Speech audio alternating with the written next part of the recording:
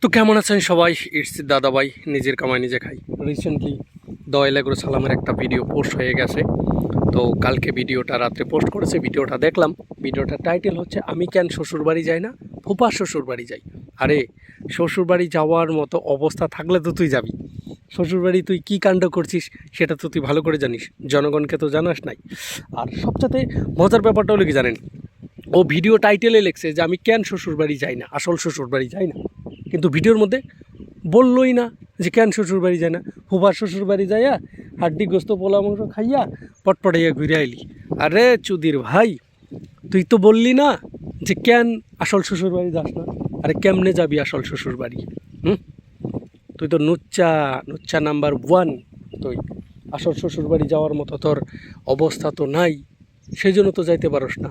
নুচ্চামি করে বিয়ে করে ধরা পড়ছস, ধরা পড়ে কট খাইয়া বিয়ে করছস। কিভাবে যাবি তুই আসল শ্বশুরবাড়ি? আসল শ্বশুরবাড়ি যাবি কিভাবে তুই?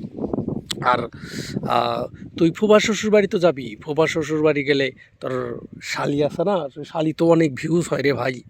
তোর শালি যদি ক্যামেরার মধ্যে আসে অনেক ভিউজ হয়। তোর বউ তো এখন ভুটকি হয়ে গেছে, মোটো হয়ে গেছে, এখন তো ভিউজ আসে না।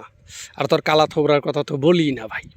তো সেই জন্য তোর ভিউজ আনার জন্য তো তুই ফুফা শ্বশুর বাড়ি যাস। তোর ফুফা শ্বশুর একজন ভালো মনের মানুষ আর কি, কিন্তু তোর শালিগুলা তো অনেক ভিউজ আনে, মিষ্টি মিষ্টি কথা বলে, বুঝিস? ওগুলা আমার মতো দর্শক যারা, আমার মতো যারা ফাটাকষ্ট দর্শক, তারা ঠিকই দিশা পায়, কিন্তু আবাল চোদারা তো দিশা পাইব না। তো তুই সবাইরে বোকা বানাইতে পারলেও এই দাদা বাইরে বোকা বানাইতে পারবি না, বুঝছিস চৌধুরী ভাই?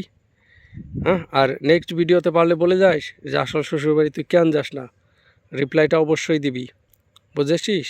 অকাত থাকলে রিপ্লাই অবশ্যই দিবি বলে আশা রাখলাম।